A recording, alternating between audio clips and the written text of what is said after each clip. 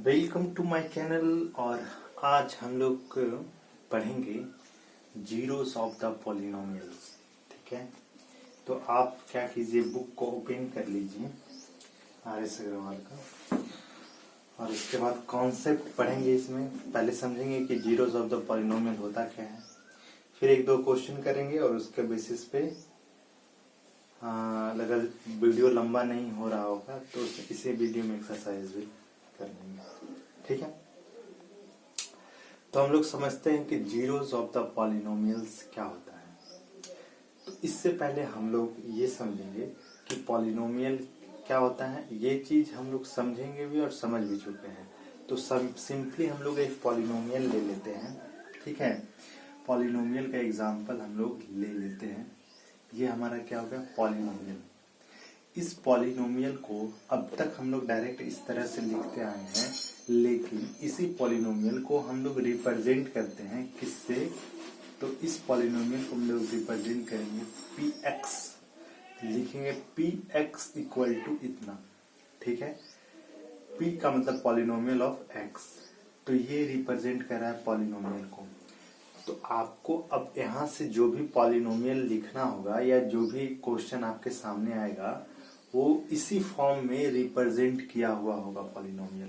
ठीक है, कोई भी पॉलिनोमियल दिया रहेगा तो वो px के फॉर्म में, py के फॉर्म में, pz के फॉर्म में रिप्रेजेंट होगा। तो px, py, pz का क्या मतलब हुआ, तो ये मतलब हुआ कि अगर जो वेरिएबल पॉलिनोमियल में x यूज हुआ होगा, ठीक है, तो उसमें पॉलिनोमियल उसको px से रिप्रेजेंट करेंगे। अगर कोई पॉलिनोमियल है, ठीक है, और उस पॉलिनोमियल में अगर जो y वेरिएबल है तो उसको हम लोग py से रिप्रेजेंट करेंगे। ठीक है, किससे रिप्रेजेंट करेंगे, py से, यानी इस पॉलिनोमियल को हम लोग py लिखेंगे। उसी तरीके से कोई और पॉलिनोमियल है जिसमें z वेरिएबल यूज किया गया है। ठीक है, z यूज किया गया है, तो इस पॉलिनोमियल को हम लोग pz से रिप्रेजेंट करेंगे। ठीक है, तो ये बात समझ में आ गया होगा कि पॉलिनोमियल को हम लोग कैसे रिप्रेजेंट करते हैं। तो px के फॉर्म में कर सकते हैं, py के फॉर्म में कर सकते हैं, pz के फॉर्म में कर सकते हैं, pt के फॉर्म में भी कर सकते हैं। ठीक है, कोई भी जो वेरिएबल पॉलिनोमियल में यूज होगा उसी वेरिएबल को लेकर हम लोग उसको इस तरीके से पॉलिनोमियल को रिप्रेजेंट करेंगे, यानी px इक्वल टू ये। ठीक है, तो ये हो गया पॉलिनोमियल। अब पॉलिनोमियल के बाद हम लोग पहुंचते हैं जीरोस ऑफ द पॉलिनोमियल। तो जीरोस ऑफ द पॉलिनोमियल क्या होता है, तो देखिए सबसे पहले हम आपको polynomial zeros of the polynomial को सिंपली समझा देते हैं। ठीक है, उसके बाद हम उसके जो बुकिस जो डिफिनेशन है उस पे चलेंगे। वो कॉन्सेप्ट आपको बहुत अच्छे तरीके से समझ में आ जाएगा।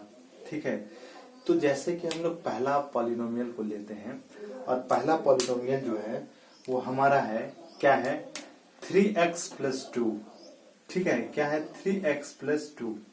अच्छा, ये जो पॉलिनोमियल है, ठीक है, ये पॉलिनोमियल का वैल्यू जो है किसी न किसी x के वैल्यू पर एक ऐसा वैल्यू होगा x का जो यहाँ पे रखे और इसको सॉल्व करेंगे तो वैल्यू जो है, ये पूरा सॉल्व करने के बाद वैल्यू जो है वो 0 के बराबर आ जाएगा।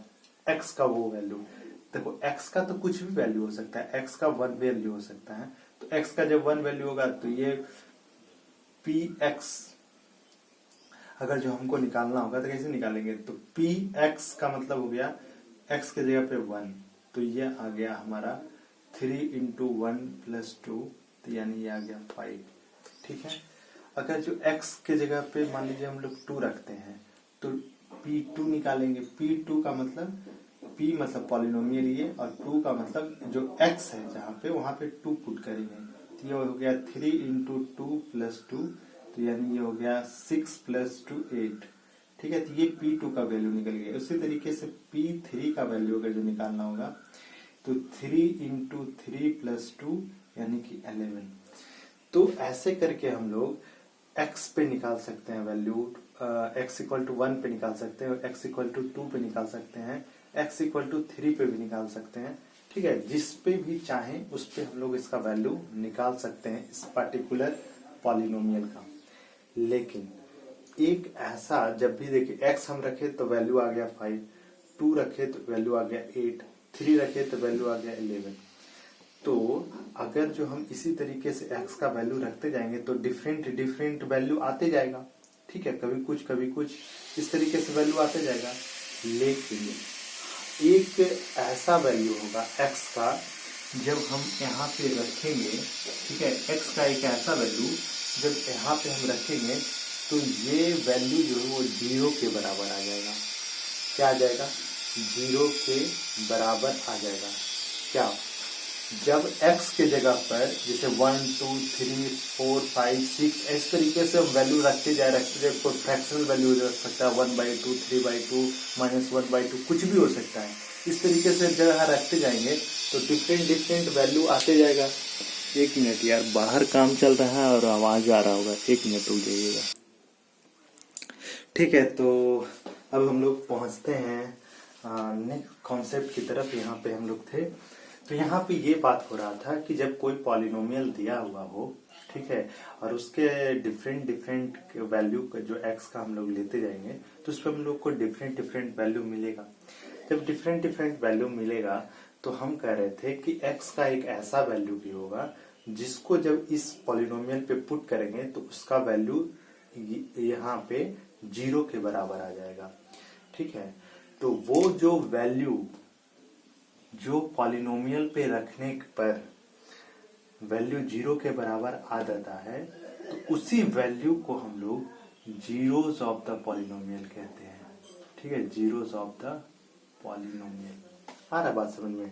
बहुत सिंपल लैंग्वेज में ये समझना है, कोई भी पॉलिनोमियल दिया हुआ है उस पे एक ऐसा वैल्यू, एक ऐसा पार्टिकुलर वैल्यू जो उस पे रखे, ठीक है, तो उसको सॉल्व करने के बाद वैल्यू जो है वो 0 के बराबर आ जाता है तो कहेंगे कि ये जो वैल्यू है वो उस पॉलिनोमियल का जीरोस है। ठीक है, बात समझ में आ गया? नहीं आया तो एक बार फिर से पीछे रिपीट करके देख लीजिएगा। ठीक है, तो अब हम लोग इस क्वेश्चन पे आ जाते हैं, इसी क्वेश्चन पे। तो इस क्वेश्चन में तो अब बताइए कि जीरोस ऑफ द पॉलिनोमियल कैसे फाइंड आउट करेंगे हम लोग। तो सिंपल बात ये है कि अगर जो हम लोग यहाँ पे वैल्यू जैसे अब तक रखते आए हैं तो रखते जाएंगे तो और भी अलग 4 रखेंगे कुछ और वैल्यू आएगा, 5 रखेंगे कुछ और वैल्यू आएगा। ठीक है, लेकिन अब पूछिएगा कि अब बताइए कि ऐसा कौन सा वैल्यू इस पे रखे कि ये पॉलिनोमियल जो है वो 0 के बराबर आ जाए। क्या आ जाए? 0 के बराबर आ जाए। तो ऐसा वैल्यू है, तो अब हम देखते हैं वो वैल्यू जानते हैं क्या है? वो वैल्यू है -2/3। ठीक है, -2/3 इस पॉलिनोमियल में पुट करके रखते हैं तो ये हो गया 3 इंटू एक्स, एक्स का हो गया -2/3 और यहाँ से हो गया +2। और ये देखिए यहाँ से ये गया तो ये यहाँ बच गया -2 + 2 और यहाँ पे आ गया, ये क्या आ गया? 0 आ गया, 0। अब इस पॉलिनोमियल को सॉल्व किया तो ये आ गया 0। तो अब हम कह सकते हैं कि ये जो -2/3 जो है वो क्या है? इस पॉलिनोमियल का जीरोस है। ठीक है, इस पॉलिनोमियल का क्या है? जीरोस है। तो यही होता है जीरोस ऑफ द पॉलिनोमियल। ठीक, तो हम कह रहे हैं कि अगर जो कोई क्वेश्चन आपको दिया रहेगा और zeros of the polynomial find out करना है तो आप कैसे निकालिएगा? ठीक है, कैसे निकालिएगा? तो सिंपली ये है, सिंपल इसका रूल ये है कि कोई भी पॉलिनोमियल दिया है और आपको जीरोस ऑफ द पॉलिनोमियल अगर जो पूछे तो सिंपली उस पॉलिनोमियल यानी कि px को 0 के बराबर इक्वेट कर देंगे। जब 0 के बराबर इसको इक्वेट करेंगे तो ये हो जाएगा 3x + 2 यहाँ पे, और इस 3x + 2 को हम लोग किसके बराबर इक्वेट कर देंगे? 0 के, और यहाँ से x का वैल्यू निकाल लेंगे। तो जब x का वैल्यू निकालेंगे तो ये हो जाएगा -2 और x का यहाँ से वैल्यू निकालेंगे तो हो जाएगा -2/3। ये बात आ गया होगा समझ में, और यहीं से हम ये वाला वैल्यू यहाँ पे निकाले थे -2/3। आए बात समझ में? उसी तरीके से कोई और भी मान लीजिए क्वाड्रेटिक रहेगा तो क्वाड्रेटिक को सॉल्व करने फैक्टराइज के फॉर्म में आता है तो वहां से हम लोग निकाल सकते हैं। ठीक है, उसी तरीके से मान लीजिए कोई और वैल्यू दिया हुआ है, जैसे कि पॉलिनोमियल है, एक मान लीजिए polynomial px is equal to x minus 3 है, इसका जीरोज निकालना है तो x माइनस 3 को जीरो के से इक्वेट कर देंगे तो x इक्वल टू हो जाएगा 3 और 3 इसका क्या हो जाएगा जीरोज ऑफ द पॉलिनोमियल। कैसे, क्योंकि जब इस 3 को हम यहाँ पे px में पुट करते हैं तो देखो इसका वैल्यू आ जाएगा, यानी कि p3 जब निकालेंगे तो x के जगह पे लिखेंगे 3 और माइनस 3 माइनस 3 यानी कि 0, यानी ये जो 3 है इस पॉलिनोमियल का जीरोस है। ये बात समझ में आ गया होगा। ठीक है, तो ये होता है जीरोस ऑफ द पॉलिनोमियल। ठीक है, तो इस पूरे अभी तक जितना कॉन्सेप्ट हम लोग पढ़े उसमें हम लोग 2-3 चीज पढ़ चुके हैं। 2-3 चीज में क्या क्या पढ़े, एक तो ये पढ़े कि पॉलिनोमियल को हम लोग इस तरीके से रिप्रेजेंट कर सकते हैं। ठीक है, दूसरा चीज ये पढ़े कि कोई भी पॉलिनोमियल जो दिया हुआ है, ठीक है, कोई भी पॉलिनोमियल जो दिया हुआ है तो उसको x का वैल्यू डिफरेंट वैल्यू पर जब हम लेंगे x का वैल्यू तो उस पॉलिनोमियल का वैल्यू जो है डिफरेंट वैल्यू पे उसका वैल्यू अलग अलग आएगा। जैसे x इक्वल टू 1 लेंगे तो कुछ और वैल्यू आएगा, x इक्वल टू 2 लेंगे तो कुछ और वैल्यू आएगा, x इक्वल टू 3 लेंगे तो कुछ और वैल्यू आएगा। ठीक है, ये बात आ गया होगा समझ में। और तीसरा बात ये हम लोग सीखे कि जो हम लोग वैल्यू निकालते हैं जिस किसी x के किसी पॉइंट पे, तो एक पॉइंट ऐसा भी होता है कि जब उस पॉइंट को उस पॉलिनोमियल में पुट करते हैं उस पॉइंट के वैल्यू को, तो क्या होता है उस पॉलिनोमियल का वैल्यू जो है वो 0 के बराबर आ जाता है। तो वो जो वैल्यू है वही वैल्यू जो है वो जीरोज ऑफ द पॉलिनोमियल कहलाता है। ठीक है, ये बात समझ में आ गया होगा। अब देखिए एक बार डिफिनेशन जो बुक में लिखा है वो बुक में इसी बात को कैसे लिखा है, तो एक बार बुक को खोल लीजिएगा और बुक में खोलने के बाद उस डिफिनेशन को पढ़ने का कोशिश कीजिएगा।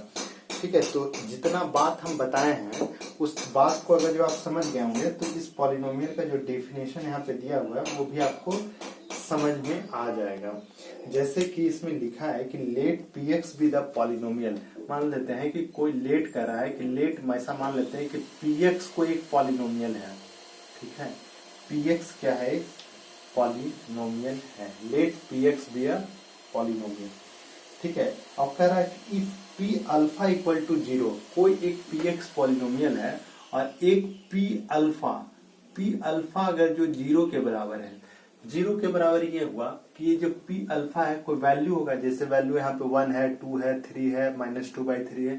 तो जब किसी पॉलिनोमियल पे किसी अल्फा का वैल्यू जब 0 के बराबर हम लोग आ जाता है तो हम लोग कहेंगे कि ये जो अल्फा है, अल्फा जो है वो क्या है, जीरोज ऑफ द पॉलिनोमियल। ठीक है, यही क्या है, जीरोज ऑफ द पॉलिनोमियल।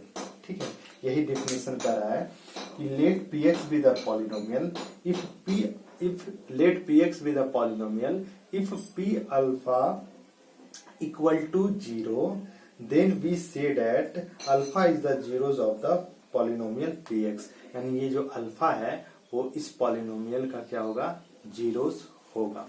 ठीक है, इतना बात ये समझ में, यही इतना बात को हम इतना लंबा जो है वो पहले समझा दिए थे। अब ये डिफिनेशन का जो कॉन्सेप्ट है जो इस तरीके से समझाया है वो भी आपको समझ में आ गया होगा। ठीक है, तो ये हो गया आपका डिफिनेशन। ठीक है, और दूसरा पॉइंट इसमें ये कर रहा है कि अगर जो किसी भी पॉलिनोमियल का जीरोज आपको फाइंड करना है, किसी भी पॉलिनोमियल, मान लीजिए एक पॉलिनोमियल px है, px कुछ भी हो सकता है, मान लीजिए x के फॉर्म वेरिएबल के फॉर्म में बहुत सारा अगर जो दिया कुछ भी हो सकता है, अगर जो ऐसा दिया हुआ है और आपको उसके जीरोज निकालना है तो px को 0 के बराबर इक्वेट कर दीजिए। तो यही काम यहाँ पे हम लोग किए थे। देखिए यहाँ पे px को हम लोग 0 के इक्वेट किए थे, px जो हमारा ये था और इसको यहाँ से सॉल्व किए थे तो x का वैल्यू ये निकल गया। तो ये तरीका है जीरोज निकालने का। ठीक है, तो बुक में जो 2 पॉइंट दिया है वो एक पॉइंट ये दिया है कि कोई px यानी कोई पॉलिनोमियल px है और उस पॉलिनोमियल में अगर जो p अल्फा 0 के बराबर है तो अल्फा जो होगा वो जीरोज ऑफ द पॉलिनोमियल होगा। ये वाला पॉइंट आपको बहुत अच्छे से क्लियर हो जाना चाहिए। और दूसरा पॉइंट ये कह रहा है कि कोई भी पॉलिनोमियल का अगर जो जीरोज निकालना है तो उस पॉलिनोमियल को जीरो से इक्वेट कर दीजिए, इक्वल टू जीरो से इक्वेट कीजिए और उसके बाद वहां से आप पॉलिनोमियल का जीरोस फाइंड आउट कर सकते हैं। ठीक है, आ रहा बात समझ में?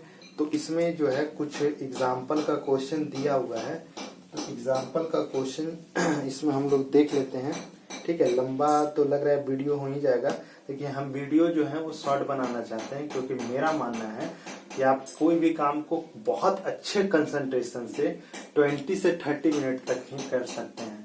ठीक है, इसीलिए हम लॉन्ग वीडियो नहीं बना रहे हैं, ताकि मतलब आपको वीडियो 2 पार्ट करके ना देखना पड़े। जितना भी देखना पड़े एक पार्ट में देख के अच्छे से कॉन्सेप्ट को समझ जाते हैं, तो फिर हम लोग नेक्स्ट वीडियो में इसके एक्सरसाइज को करेंगे। ठीक है, तो फिलहाल हम लोग क्या करते हैं कि इसमें जो एग्जाम्पल का 2-3 क्वेश्चन दिया है उसको सॉल्व कर लेते हैं। ठीक है, तो हम लोग अब आते हैं एग्जाम्पल की तरफ, और एग्जाम्पल में कुछ क्वेश्चन दिया हुआ है। कुछ क्वेश्चन में ये है, फर्स्ट क्वेश्चन तो यही है, ये एक पॉलिनोमियल दिया हुआ है, लिखा हुआ है कि इफ px, तो बताए थे कि पॉलिनोमियल को हम लोग ऐसे px के फॉर्म में रिप्रेजेंट करेंगे। तो px है तो जरूर इसमें वेरिएबल जो है वो x के फॉर्म में यूज किया होगा। तो ये हो गया 2x² माइनस 5x प्लस 4, ये बात है पॉलिनोमियल।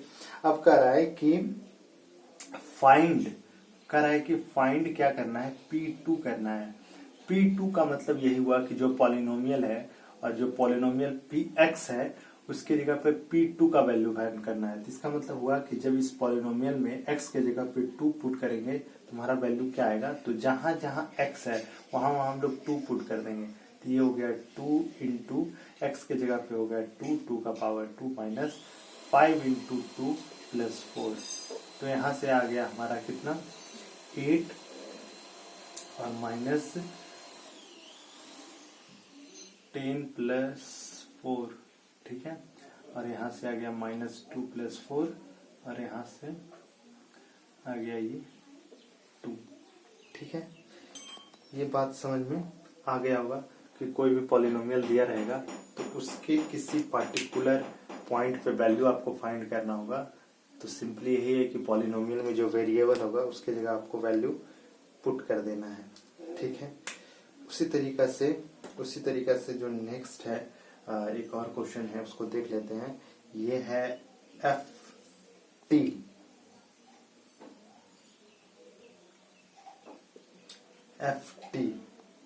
ft है ये हमारा -10t प्लस 6।